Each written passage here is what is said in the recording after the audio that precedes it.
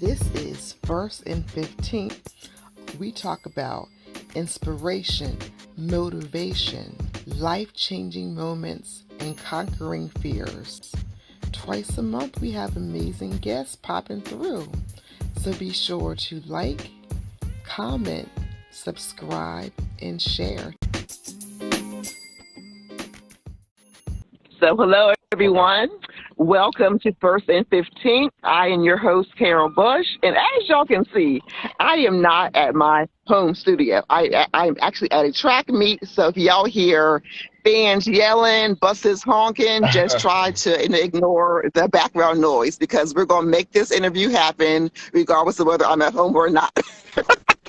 So you actually also see some folks running past. I have tried to wave them behind the camera, but they may be running in front of the camera as well. So again, I'm your host, Karal Bush, and it's the 15th of the month, and so I am so thrilled to have our guest, Lamar Butler. So today we're talking about basketball and its impact on youth. So I'm going to have our guest Lamar tell you who he is, what he does, and then we'll go ahead and jump right in. Okay. Of course, my name is Lamar Butler. I'm currently a high school coach, AAU coach in the Washington, D.C. area. I've been coaching now for 8 years. I've been coaching 8 years, and my calling, it's my passion. I wake up every day and I coach somehow, whether it's text or calls. I got into coaching. One of my old, he was coaching when I was in high school and growing up. Zach, I was at Georgetown game, and I went to go see. I think it was Markel was playing, and Markel was playing at Georgetown, and I had just finished playing, so I hadn't seen any of the kids that I knew coming up after me. I hadn't seen any of them play since probably high school, and I remember I was standing there, I was walking in, and he was like, "Man, what are you doing now?" I was like, "Done playing back home." He's like, "You're coaching." I was like, "Okay." So I kind of got bullied. Okay. I got bullied into coaching. I started with DC Thunder.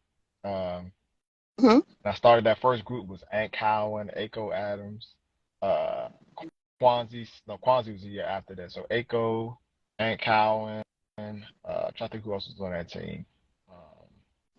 So that was the first team. I started coaching AAU, and I think that was 2015, 2014 when I started coaching. Okay. Yeah, I got bullied into coaching by Coach Zach Suber, and then the spiral to coaching the PVI with Takeover. So that's how it started. That's how I got into it. So that's how it got started. Mm-hmm. So let me actually take it back to you, into your childhood. So with you being from the DC area, how important was it for you to play basketball as a kid and as a high school student as well? Well, for a kid, my dad was a basketball player, so I really didn't even have a name until I got to high school. And that was one thing I always wanted to do, is like have my own name. It was like, "Oh, that's Red Dog's son." Okay. And for me, it was kind of like, some kids marvel in their dad's success. For me, it was like I want to be able to stand on my own too, and have my own name, my own legacy. So I grew up in that shadow. It seemed like everywhere I went, it was like, "Oh, you Red Dog's son, you Lamar's son." It was like, now I got my own name. Yes. So they didn't recognize you as just you, as Lamar Butler, who was not his son, because you were your own person. So it kind of drove me, and it still does to this day. It drives me. It pushes me to be like my own self and create my own legacy aside from my dad. So I'm not just Red Dog's son. I'm Lamar Butler Jr. This is what he did. So I use that as motivation for me growing up. But it was definitely important because here in the DMV, we're not really a football area. It's basketball. Right. So yes, it's very competitive. Basketball reigns supreme. Yeah, it's very competitive from a young age. I can remember being 9, 10 years old, 8 years old. Matter of fact, I played against Gabe when I played against Gabe. I remember Gabe when I was younger, just didn't know who he was till we got to college. He played with Savannah Park. Right. Yeah. Which is actually let me actually pause you because I think I may be at Gabe's old high school, possibly Savannah Park High School. Did he go? I can't remember what high school he went to. I know What he was it? obviously Was it State College. Severn or I can't remember where he started. But it was crazy how okay? we were Yeah. talking. He was like, I remember those teams being at Oxon Hill Staff Development Center. They would come down for our tournament and play. Mhm. But basketball was the thing, man. Like Saturdays, you'd be in the gym from 8 in the morning until sun almost goes down, just watching games, especially at the Staff Development Center. That was like the gym at our area in Oxon Hill. I mean, everybody Mhm. was in there, Boys and Girls Club. So basketball is definitely the big sport here. Was when I was growing up. It definitely still is. And Oh so, yeah. with your father already having a name, did you feel pressure to even play basketball, or was it just something that you did on your own? It was crazy. I didn't even like basketball at first. I like football. Okay. But if you Well, look, okay. So then, but if you how look at that my shift happen?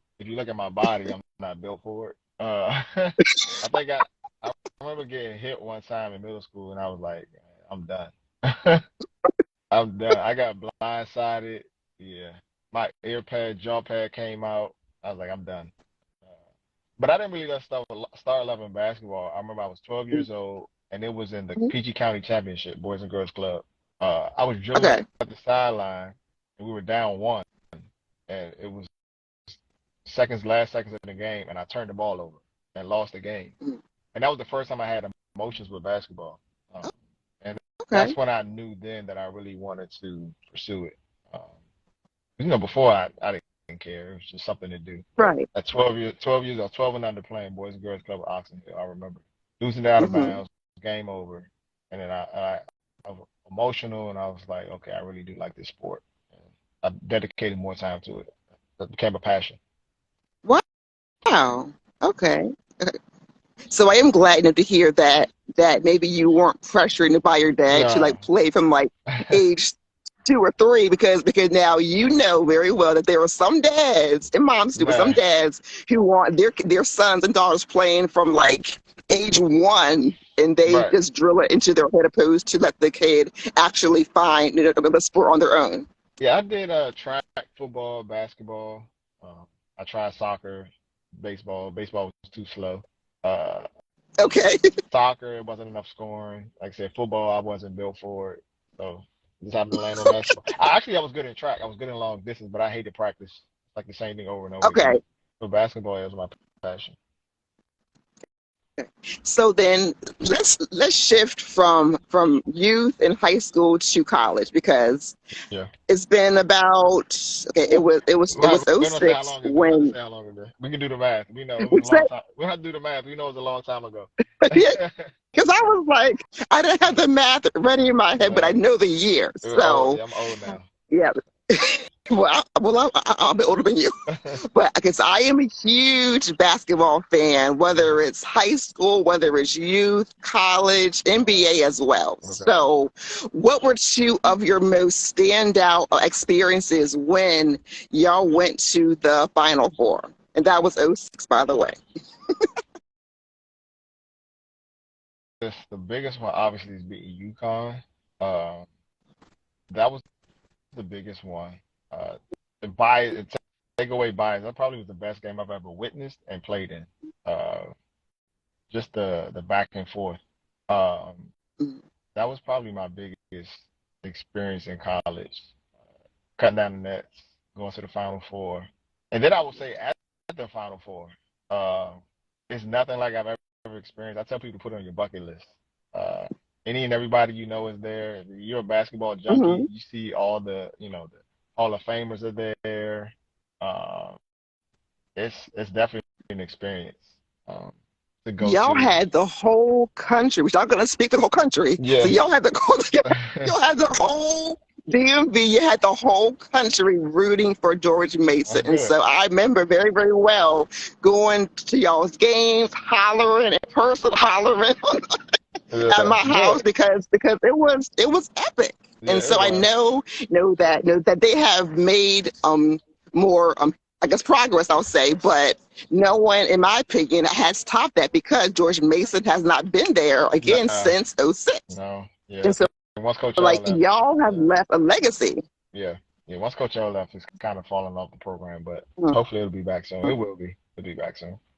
At what point did you actually want to be a coach for AAU and high school? So if I can be open and candid, and truthful about it, um, the way my career ended, it was kind of forced, Mm-hmm. where I had to stop playing. And I want to, looking back, I was depressed. It was a Mm-hmm. situation where it was just stuff going around about me that wasn't true because I tried to leave my team.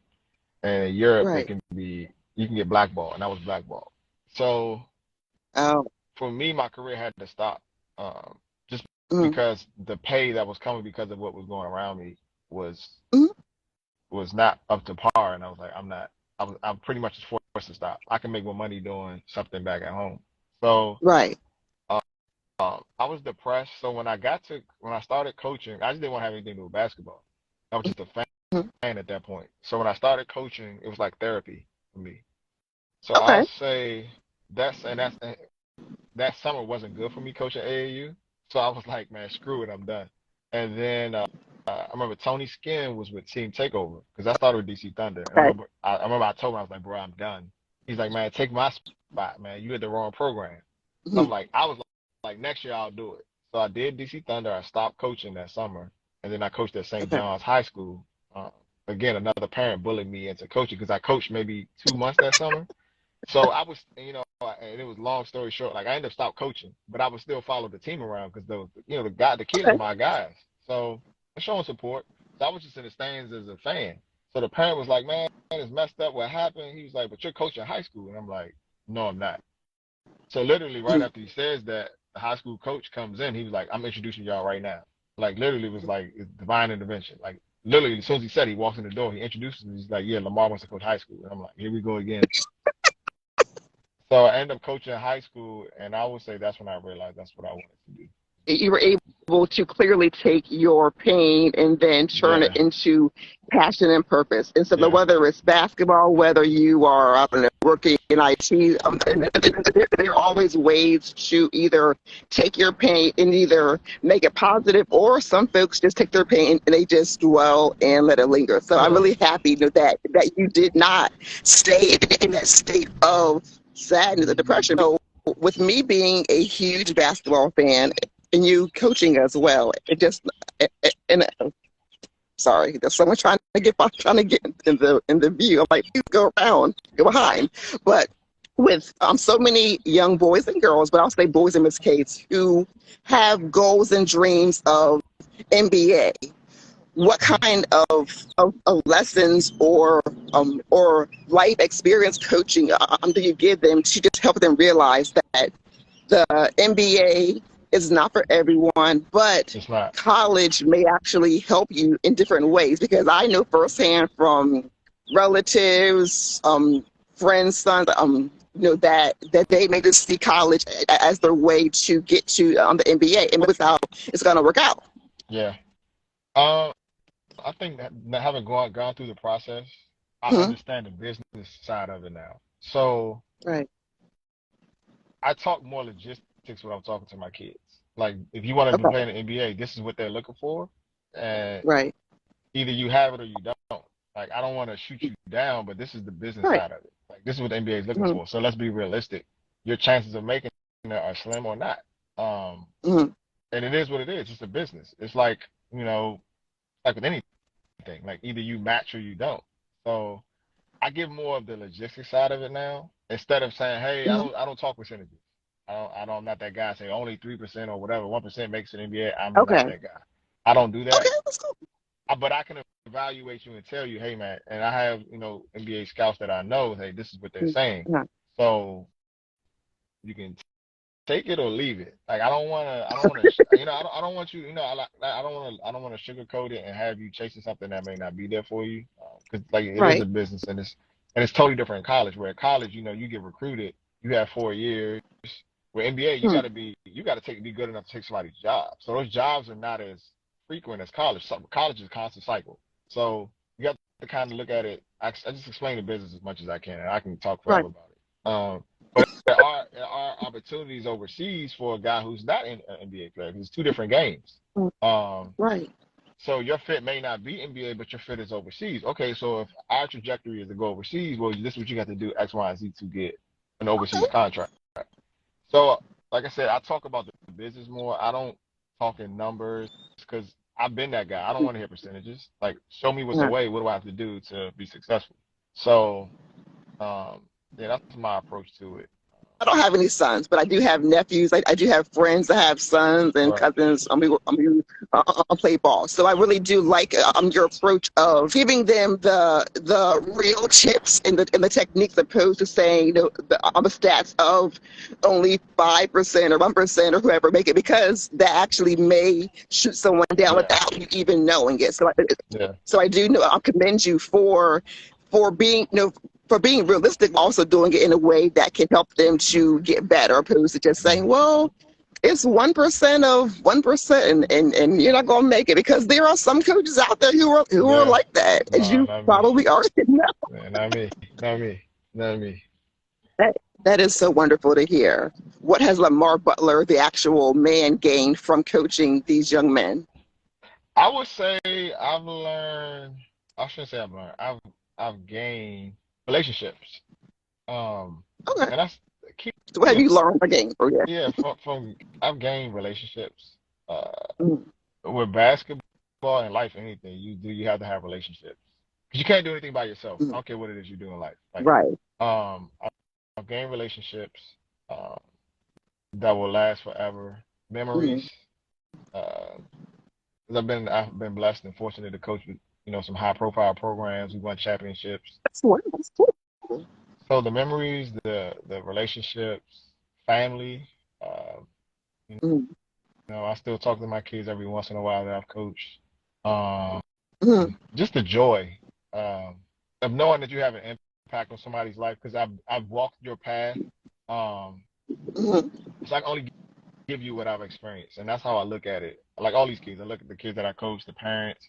I'm dealing with someone that I see me 15, 20 years ago. So what would I tell myself 15, 20 years ago? right. Um, and that's the advice that I give them, and that's the care that I give them.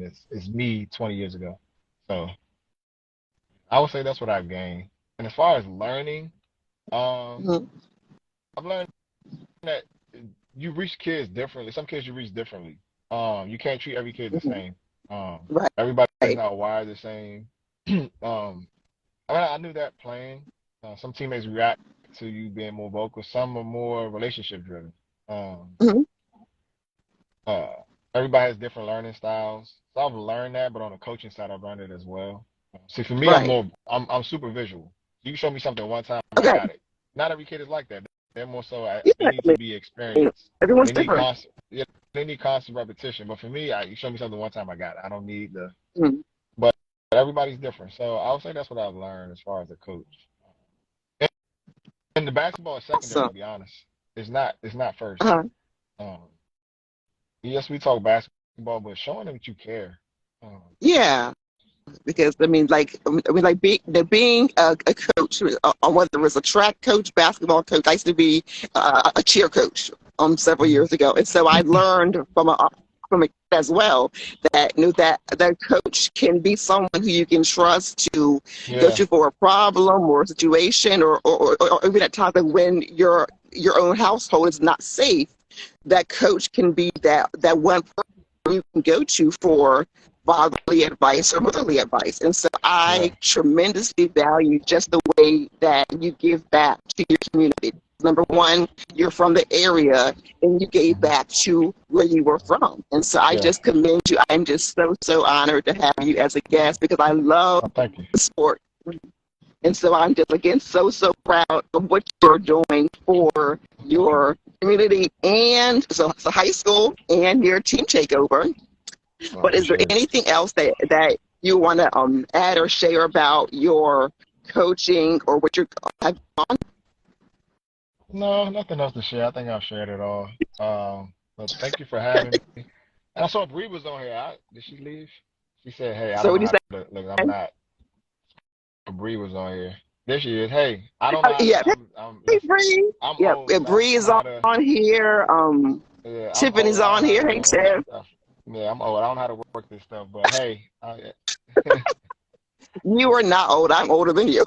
But Listen, if I could have a I flip thank phone, you I again. would. I would have one. If I could have a flip phone, I would have one. Good morning. And I'm old so school. thank you again, Lamar, for joining. And for those of you all that heard the background noise or the folks waving, I'm thinking, don't wave to me. You see, I'm clearly doing something while you're waving to strangers. But thank y'all again for joining in. And I really hope that y'all got information just to help you see that, that coaches, yes, they coach a sport, but they are people who are active in the community. They have life experience.